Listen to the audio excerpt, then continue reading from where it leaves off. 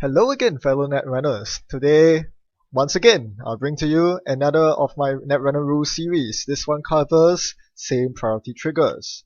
Now let's pick up from where we left off the last video, which was on triggers and interrupts. Now, if you haven't watched that, be sure to check it out because I'll be using some of the terminology that I defined in that video. If you don't watch it, you might find yourself a bit lost. So, last video we left off with this motivating case study. Can I use a political operative in reaction to my opponent's Jackson Howard race? We said that we couldn't resolve this given the information in the last video because I did not cover what would happen when multiple triggers of the same priority occur at the same time. So, this is what we're going to try to decode today. Some other motivating case studies. Can you use the supplier to unload an underworld context and then trigger that underworld context in the same turn? Or, when the runner passes the encounter stage of an ice, can you fire Cyberdeck's virus suite after they fetch a parasite with their clone chip but before they use the data sucker tokens to kill your ice? These are some common situations where you'll find that the rules that I'm about to explain here will come in very handy. Once again, these rules are all in the rulebook and the FAQ, however, they are scattered all over the place, so I'm going to put them in a concise manner in this video. Hope you enjoy. So, we'll revisit the priority flowchart that we talked about in the last video. This, for same priority triggers, we will focus on the black ones, which are paid abilities and conditional triggers. This doesn't apply to sequential triggers because sequential triggers happen one after another in the order defined by the card text. So there's no choosing of order there. This doesn't happen for simultaneous triggers either because obviously simultaneous triggers have to happen at the same time. You cannot resolve them one after another, so there's no order conflict.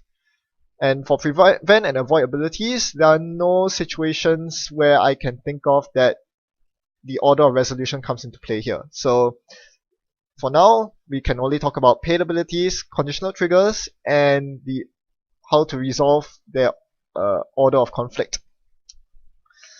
So one of the first, most basic rules that you have to use is this. My cards, my order. Whoever owns the cards in question get to decide the order in which they resolve. Now, to lay some fundamentals here. These same order triggers only occur when multiple cards that share the same trigger and the same priority trigger at the same time. Looking at the screen here, the example here applies to when your turn begins. That's the trigger we are talking about. Both Drug Dealer and Daily Cast have that trigger. Drug Dealer says, when your turn begins, lose a credit. Daily Cast says, take 2 credits from it when your turn begins. So when 2 cards share the same trigger, the owner of the cards get to decide their order. Well, one very convenient way to think of this is you assign all the cards that share the same trigger and activate token. You can think of this as analogous to a whack-a-mole game. Imagine all the moles popping up at the same time. You get to whack all the moles in any sequence you want, and you have to do it quickly in succession. But you get to choose the order. So a smart runner in this scenario, assuming that they have 0 credits in their credit pool, would actually choose to whack the Drug Dealer mole first. They would activate the Drug Dealer first to lose 1 credit from their credit pool. Now they can't lose any credits because they have no credits, but that trigger resolves anyway, and we remove the activate token from the Drug Dealer to indicate that it has activated and resolved. Then we move on to all the other activated tokens that the runner has, in this case the Daily Cast, which says take 2 credits, and so you take 2 credits. This allows you to gain the 2 credits and circumvent, in a way, Drug Dealer's negative clause. Another rule about triggers is that whoever turn it is will have to resolve their cards first. So this applies when there are cards that share the same trigger but are owned by the 2 different players. A very classic example here is Femme Fatale and Tollbooth. Imagine the Femme Fatale is directed at Tollbooth. And yes, Femme Fatale is a runner card, Tollbooth is a co-op card. So when the runner encounters the Tollbooth that has the Femme on it, both of them trigger, so they both receive an activated token as shown here. Now the runner must resolve their cards first since it's their turn. and they have no say in that. They cannot choose to go last. It doesn't make sense for them to do so in this example, but even if they wanted to, they do not have that choice. They must activate all their cards first with the activated token before the corp proceeds to activate their cards. So what happens here? They activate the fam, they bypass toll booth. Short and sweet, simple, end of story. Except that it isn't. Here we invoke another rule that applies to triggers. When a trigger's condition fizzles, the trigger doesn't resolve. So in this case, what happens is when we move on to the corpse cards and find that there's an activated token on toll booth, we attempt to resolve the activated token. When the runner encounters toll booth, the runner must pay 3 credits. But they are not encountering toll booth anymore. The runner has bypassed the toll booth. From the rulebook, when someone bypasses an ice, the encounter immediately ends. So the runner is no longer encountering the toll booth, and therefore this trigger's condition is no longer met. It is no longer true that the runner is encountering toll booth. What happens with the activated token then? Well, it fizzles. Simple as that. The toll booth doesn't resolve. This is why you can use toll booth to bypass femme fatale to bypass toll booth 3 credit tax.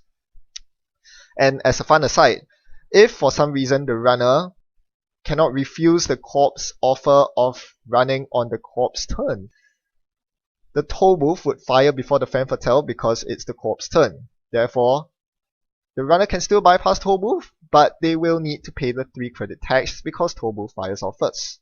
But that's a very unlikely scenario.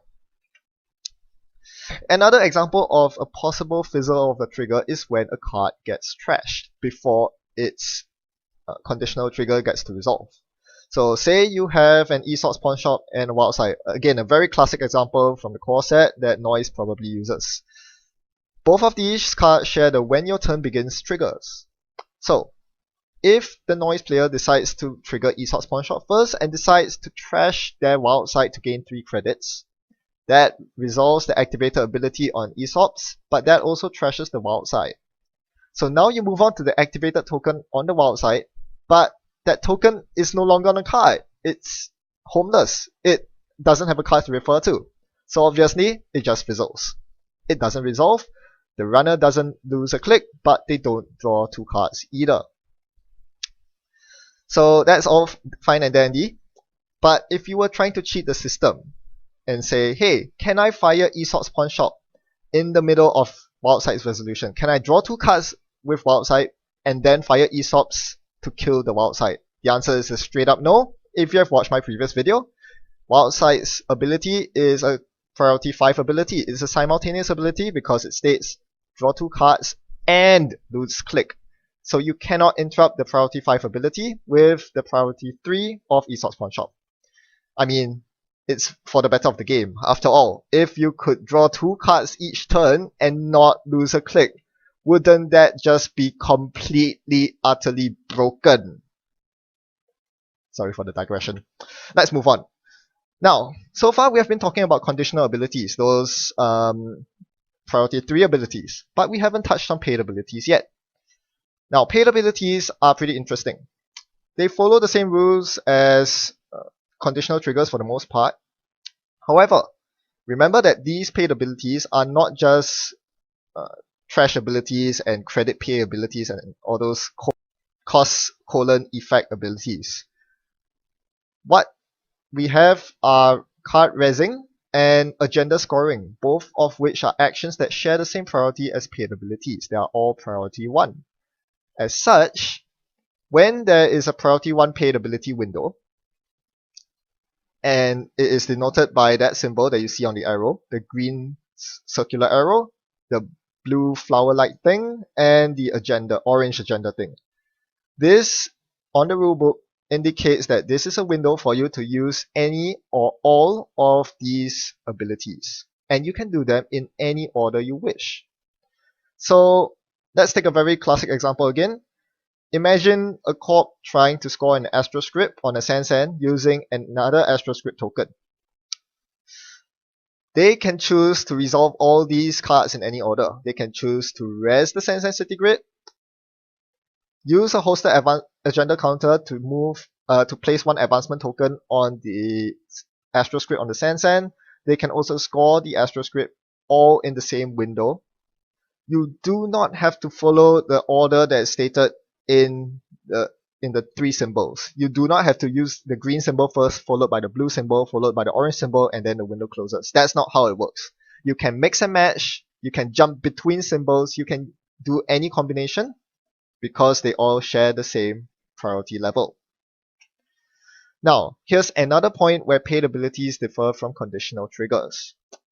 While they both start resolving on the player whose turn it is, paid abilities have an additional complication because paid abilities are voluntary triggers, whereas conditional abilities must be triggered. Whether positive or negative, whether you want them to trigger or not, they all have to trigger. Whereas for paid abilities, they are voluntary. The Corbeau runner can choose not to trigger them. As such, there is a back and forth system for triggering paid abilities during a window, and here's how it works. When a window opens, that player 1 begins with the priority baton, the player 1 being the player whose turn it is. While that person has the baton, they can activate as many or as few paid abilities they wish. Once they're done, they will pass the baton to the other player, who will then do the same. They will keep passing the baton back and forth until one of them receives the baton and says, nope, I'm not going to use any abilities, at which point the baton's discarded and the window is closed. So it's that straightforward. Just remember that both players must have had a shot with the baton. That means they must have been in contact with the baton before they can choose to close any windows. So this has some very interesting ramifications, one of which is a very contrived example I set up here. Let's assume that you're the court player. You just spend your turn overdrawing with Jackson Howard and pitching a couple of your excess agendas into archives. On the runner's turn, the runner decides to install a Utopia shard and make a run on archives. The runner declares that they want to continue into archives, at which point they cannot jack out. And at this time, the final paid ability window of the run opens. Because the runner's making a run on the turn, they begin with the baton. And let's say in this case, they choose not to act, passing the baton to the court player. Note that they cannot discard the baton because the court player hasn't had a chance to act. So now you're the court. You have two choices. Number 1, you can choose to decline to act. If you do, you haven't used a single paid ability. This causes the baton to be discarded. The paid ability window closes and the runner gets to continue to the server to access your agendas and archives. Probably not a very good idea, huh? Note that for number 1, because you decline to act and because both players had a chance to act, the baton must be discarded and the runner does not get to fire the Utopia shard at this point. They cannot wait for the corp's reaction before deciding whether they want to fire the Utopia shard. If they want to, they have to fire it as soon as they receive the baton. However, more likely what happens is that the corp uses the Jackson Howard because you do have agendas in archives. If you do use Jackson Howard, you have to pass the baton back to the runner to see if they have any further reactions. In this case, they do. They decide to fire Utopia shard, thereby forcing you to discard 2 more cards from hand into archives. At this point, they have to pass the baton back to the corp, who can then use another copy of Jackson Howard if you do have it, to reshuffle more cards back to R&D should there be any agendas of those Utopia sharded cards. However, if you don't have any Jackson Howards, you have to decline to act. Once again, by declining to act, you discard the baton, and the runner gets to access archives with the discarded cards from Utopia shard. So it's a very interesting back and forth interaction there, but this is how it's supposed to play out according to the rules.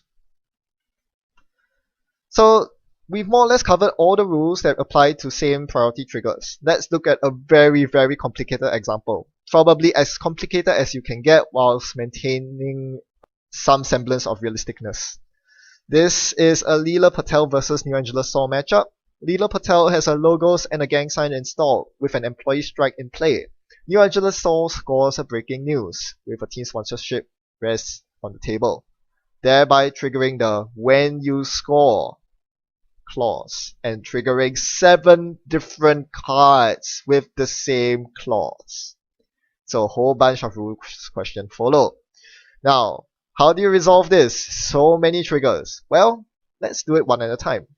First and foremost, let's keep in mind that this is the co-op's turn. They scored a breaking news on their turn. So, applying the golden rule of whosever turn it is, resolve their triggers first. We'll arrange the cards according to co-op followed by runner. So all these 7 cards will receive an activated token, and will resolve the activated tokens one by one.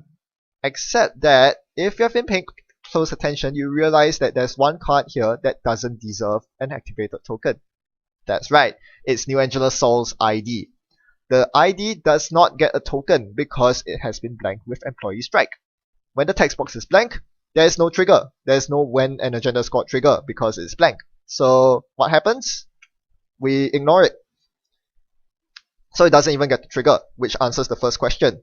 Soul cannot play a current from HQ archives when they score an agenda on their turn and Employee Strike is in play. Now the co-op still has 2 more triggers, so they can resolve them in an order of their choosing. They decide to resolve it in this order. They start with breaking news. When you score breaking news, give the runner 2 tags. Now, if the runner has some sort of tag avoidance card installed, such as in New Angela City Hall, this triggers a further number of cascades, which all have to be resolved before we move on to the next card, which is team sponsorship. So team sponsorship must resolve.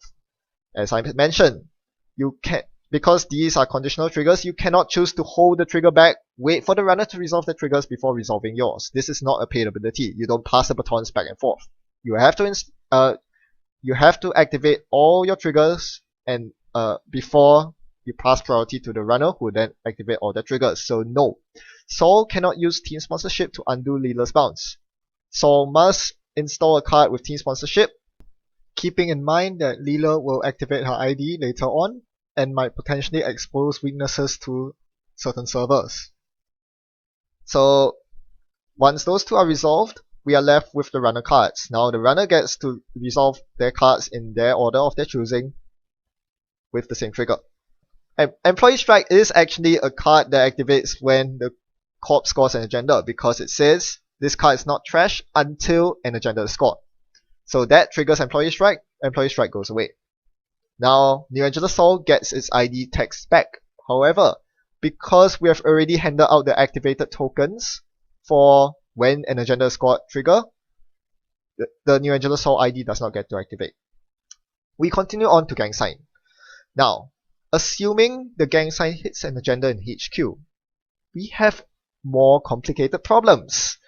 Because when the runner steals an agenda, we trigger all the cards on the table with that trigger. So we had to hand out a different set of activated tokens, preferably one of a different color, so you can differentiate those that are activated by Gang Sign and those that were activated by the previous breaking news. We still have the logos and the Leela Patel to resolve from the breaking news. So let's look at the board. What is triggered by Gang Sign? We have Leela Patel's ability, and we have New Angela Soul. This time, because the text box is now active, because Employee Strike was resolved first, New Angela Soul can now resolve.